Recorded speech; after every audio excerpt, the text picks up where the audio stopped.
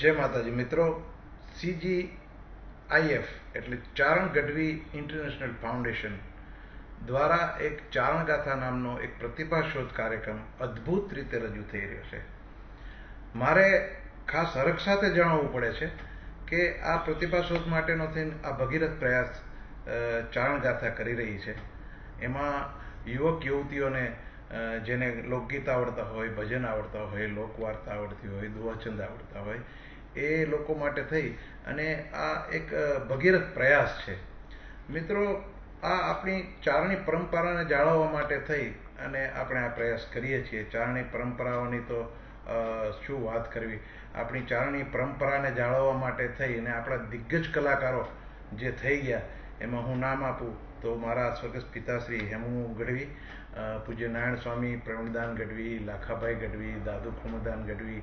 તો આ બધા ચારણી પરંપરાઓના એક ધ્રુવ તારક હિરલા થઈ ગયા.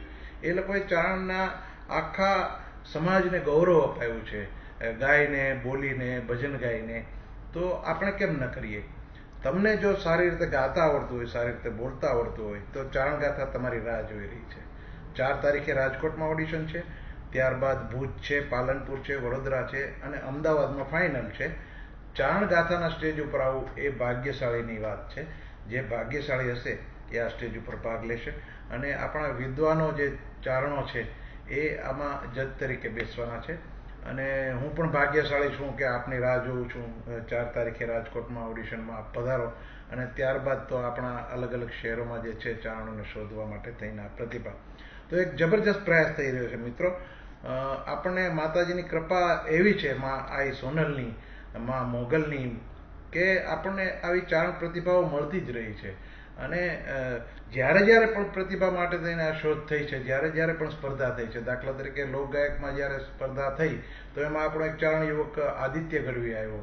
અને ત્યાર પહેલાં જે લોકગાયક ગુજરાત થયું એમાં આપણા એન્કર તરીકે કીર્તિદાન ગઢવી. તો કીર્તિદાન ગઢવીનું આજ કેવડું મોટું નામ છે ભલામણા.